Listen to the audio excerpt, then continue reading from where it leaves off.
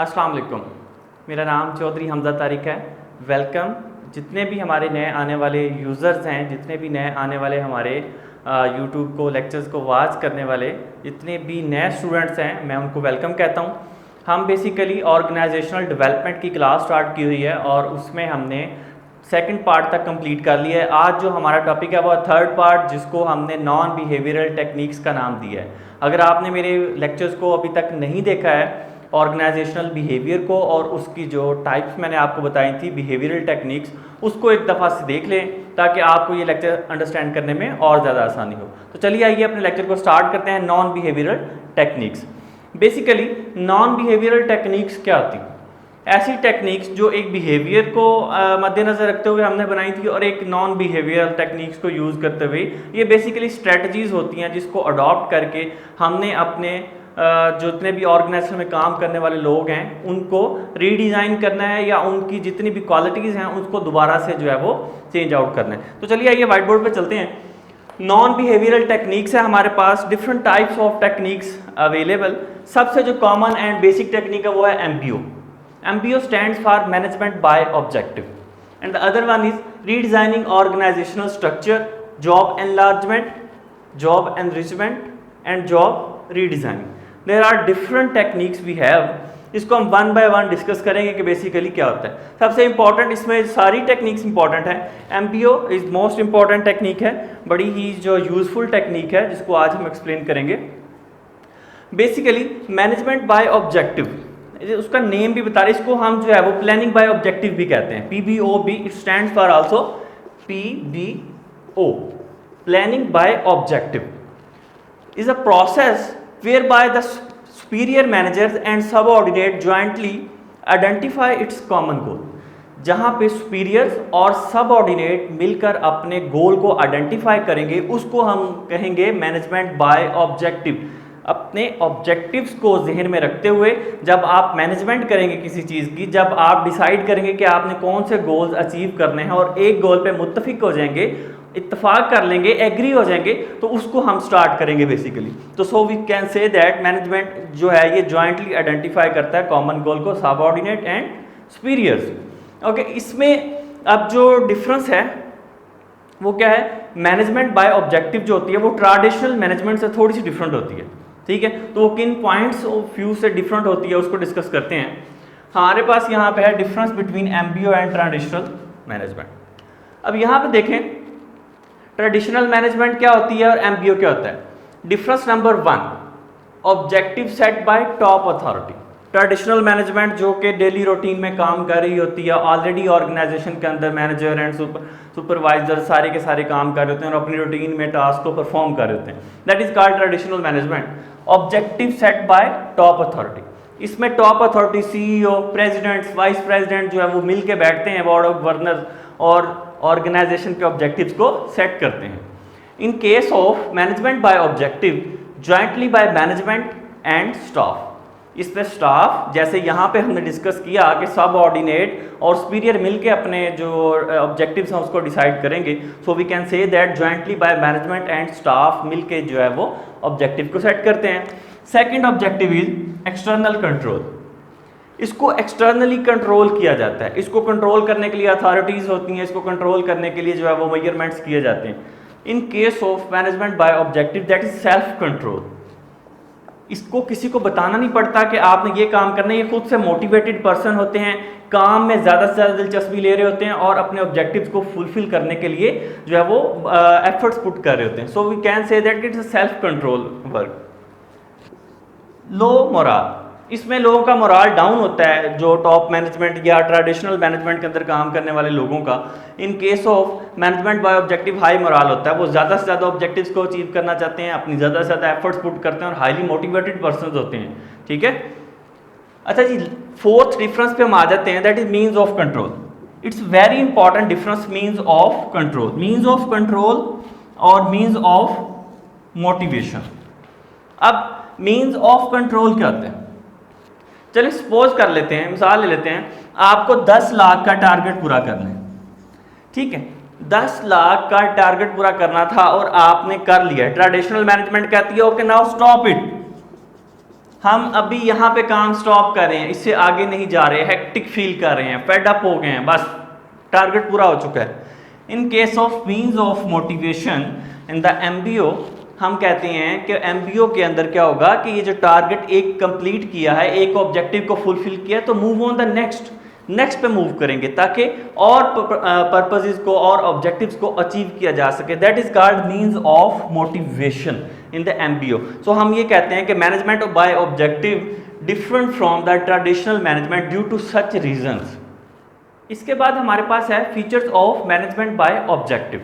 हम फीचर्स की बात करेंगे, मैनेजमेंट बाय ऑब्जेक्टिव के फीचर्स कौन से होते हैं। तो सबसे पहले नंबर में it works macro to micro level. ये मैक्रो ऑब्जेक्टिव्स को भी अचीव करता है और जो माइक्रो लेवल के ऑब्जेक्टिव्स होते हैं उसको भी अचीव करता है। जो उसकी स्ट्रेटजीज होती हैं, सेटिंग्स होती हैं, ये ऑब्जेक्टिव्स होते हैं, उसको माइंड में रखा जाता है, उसके अकॉर्डिंग जी जो मैनेजमेंट बाय ऑब्जेक्टिव जो है वो रिएक्ट करता है।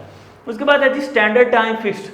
इसका एक टाइम फिक्स होता है जिसके अंदर इसने अपने ऑब्जेक्टिव्स को अचीव करना होता है। वो एक स्टैंडर्ड होता है, वो और according to the organisation situation उसको सेट किया जाता है और उसी तरह से अपने फिक्स टाइम के अंदर अपने ऑब्जेक्टिव्स को अचीव करता है। Feedback and performance regularly obtained. Management by objective के अंदर फीडबैक लिया जाता है जो उसके एम्प्लॉयज़ होते हैं, और उसके अलावा उसकी परफॉर्मेंसेस जो है वो रेगुलर बेसिस पे मेजर की जाती है, उसको टेस्ट किया जाता है कि उसके अकॉर्डिंग फिर रिएक्ट किया जाता है कि एमबीओ की जो स्ट्रेटजीज अडॉप्ट की गई हैं वो according to the situation react कर रही हैं या नहीं कर रही। It emphasis on self control. Self control जो कि हमने डिफरेंस के अंदर भी बात की थी कि ट्रेडिशनल मैनेजमेंट जो है वो किस पे फोकस करती है, वो उसका जो है वो एक्सटर्नली कंट्रोल किया जाता है, ये सेल्फ कंट्रोल होती है। ठीक है, तो ये सेल्फ कंट्रोल पे फोकस करता है। Preferences of decentralisation.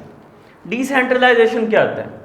जब आप अपने जो है वो जिसको कहते हैं कि अथॉरिटीज़ जो हैं वो सब ऑर्डिनेट्स को ट्रांसफ़र कर देते हैं, डिसीजन मेकिंग की पावर जो है वो टॉप मैनेजमेंट से लोअर लेवल के पास आ जाती है, तो उसको डिसेंट्रलाइजेशन कहते हैं। तो इसका फोकस क्या होता है? डिसेंट्रलाइजेशन। इसमें स्टाफ भी इन्वॉल्व होता है, इसमें टॉप अथॉरिटीज़ भी इन्वॉल्व होती हैं, सुपीरियर एंड सब ऑर्डिनेट्स इन्वॉल्व होते हैं। ठीक है, उसके बाद है good performance is promptly rewarded. जो अच्छी परफॉर्मेंस दे रहा होगा उसकी परफॉर्मेंस को रिवॉर्ड किया जाएगा, सो दैट कि वो जितनी ज़्यादा अच्छी परफॉर्मेंस देगा उतना उसको रिवॉर्ड दिया जाएगा, तो वो परफॉर्मेंस और क्लियर होती जाएगी, वो इसीलिए वो परफॉर्मेंस उसकी जो है वो ज़्यादा से ज़्यादा अच्छी होती जाएगी। सो ये features of management bye objectives हैं जिसको ये अचीव करता है। कुछ स्टेप्स परफॉर्म करता है मैनेजमेंट बाय ऑब्जेक्टिव। सबसे पहले नंबर पे स्टेप्स है वो सेटिंग ऑफ ऑर्गेनाइजेशनल ऑब्जेक्टिव। इसके अंदर जो पहला स्टेप आपने मैनेजमेंट के ऑब्जेक्टिव को सेट करते वक्त लेना है वो है ऑर्गेनाइजेशन के ऑब्जेक्टिव्स को सेट किया जाए। ठीक है, सेटिंग ऑफ सब ऑर्डिनेट ऑब्जेक्टिव। फिर उसके बाद सब ऑर्डिनेट के ऑब्जेक्टिव्स क्या होने चाहिए, वो क्या काम करेंगे, किस ऑब्जेक्टिव्स को लेके वो चलेंगे, उनका पर्पस क्या होना चाहिए। ठीक है, तो इसको हम अचीव करेंगे। जो हमने पीबीओ की बात की थी, प्लानिंग बाय ऑब्जेक्टिव, तो अपने ऑब्जेक्टिव्स को सामने रखते हुए आपने जो है वो सेटिंग करनी है सब ऑर्डिनेट्स के ऑब्जेक्टिव्स की। Implementation and planning. उसके बाद ऑब्जेक्टिव्स को सेट करने के बाद सुपीरियर्स के सब ऑर्डिनेट के उसको इम्प्लीमेंट कर दिया जाएगा ताकि जो है वो फंक्शंस को परफॉर्म किया जा सके। Preferences performance appraisal. फिर according to the situation performance को अप्रेज किया जाएगा, मतलब उनको रिवॉर्ड्स दिए जाएंगे, ज़्यादा से ज़्यादा रिवॉर्ड्स दिए जाएंगे अकॉर्डिंग टू द परफॉर्मेंस। जितनी अच्छी परफॉर्मेंस होगी उसी कदर उसको रिवॉर्ड दिए जाएंगे ताकि वो और ज़्यादा अच्छी परफॉर्मेंस जो है वो दे सके। तो ये बेसिकली हमने ये स्ट्रेटजी अडॉप्ट क्यों करेंगे, नॉन बिहेवियरल टेक्निक है, इंटरवेंशंस हैं, और हमारा काम क्या है कि स्ट्रक्चर और कल्चर को चेंज करना। ऑर्गेनाइजेशनल डेवलपमेंट की हम बात कर रहे थे कि परफॉर्मेंसेस अच्छी नहीं आ रही तो हमें ऑर्गेनाइजेशन डेवलपमेंट के कल्चर और स्ट्रक्चर को चेंज करना पड़ता है, सो दैट इसको हमने अंडरस्टैंड की है। ठीक है, तो इससे परफॉर्मेंस को हम अपनी इंप्रूव कर सकते हैं। अगर लेक्चर नहीं देखा तो ऊपर ये मेरा लिंक शो हो रहा होगा, इस पर क्लिक करके आप पहले वाला लेक्चर देख सकते हैं। अच्छा, इसके बाद आपके पास जो सेकेंड टेक्निक है that is also very much important, redesigning organisational structure. Organisation के स्ट्रक्चर को रीडिजाइन करना है, जैसे कल्चर और स्ट्रक्चर की हमने बात की थी। स्ट्रक्चर के अंदर क्या होता है कि टॉप लेवल से लेके सीईओ से लेके उसका जितने भी वाइस प्रेसिडेंट, मैनेजर, सब ऑर्डिनेट जितने भी लोग आ रहे होंगे वो सारे का सारा एक नेटवर्क क्रिएट होता है। उस नेटवर्क को आप जब चेंज करते हैं तो भी आप अपनी परफॉर्मेंस को बेटर कर सकते हैं। फॉर एग्जाम्पल यहाँ पे इसको पढ़ लेते हैं। Structure showing the networking of all positions in an organisation is properly known as organisation structure. जो मैंने आपको बात बताई है कि एक नेटवर्क होता है, उसको प्रॉपरली अगर आप जो है वो शो करें तो उसको ऑर्गेनाइजेशन स्ट्रक्चर कहते हैं। अच्छा, अब इस स्ट्रक्चर को आप जो है वो बड़ा क्रिटिकली एग्जामिन कर रहे होते हैं, ठीक है। क्यों एग्जामिन कर रहे होते हैं? एग्जामिन कर रहे होते हैं ताकि वो मोर इफेक्टिव रिजल्ट्स आपको दे सके। इफेक्टिवनेस लेकर आने के लिए उसके रिजल्ट्स को जो है वो क्रिटिकली एग्जामिन किया जाता है।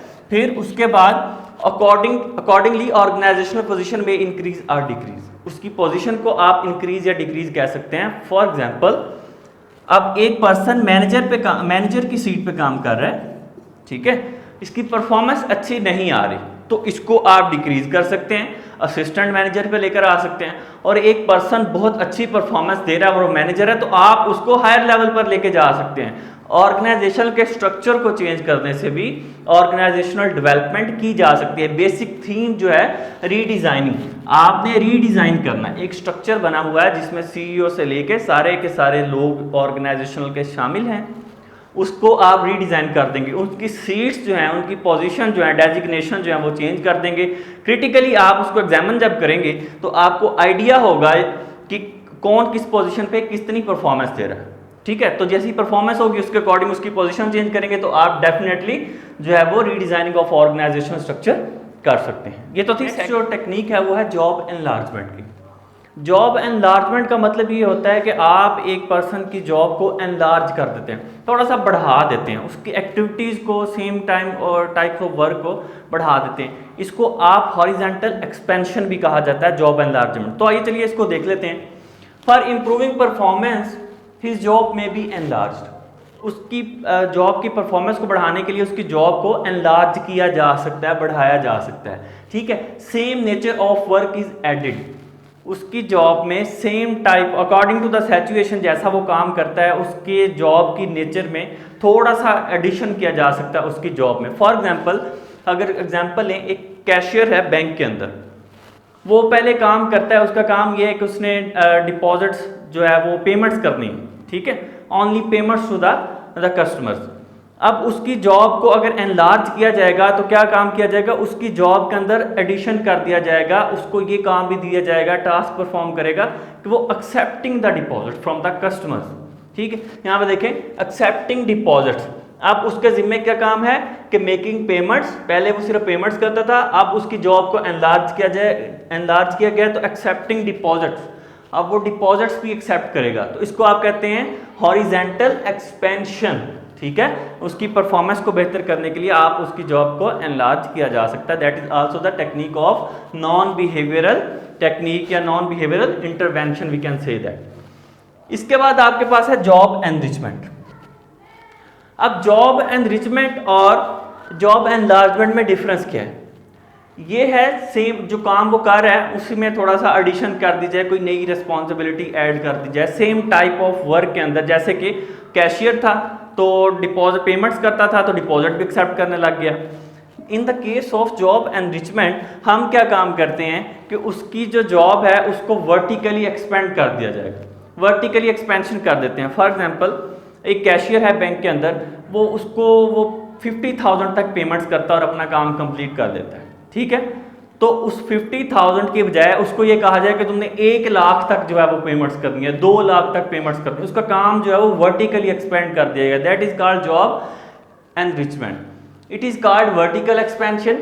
यहाँ पे देखें कि मेकिंग पेमेंट्स करता है 50,000 तक, ओनली 50,000 तक वो करता है। अब उसका काम एक्सपेंड करके उसको 1 लाख, 2 लाख, 3 लाख तक लेके जाया जा सकता है। इसको कहते हैं आप जॉब एनरिचमेंट। एनरिच कर दिया गया है, ठीक है, उसकी रेस्पॉन्सिबिलिटी को थोड़ा सा बढ़ा दिया गया है।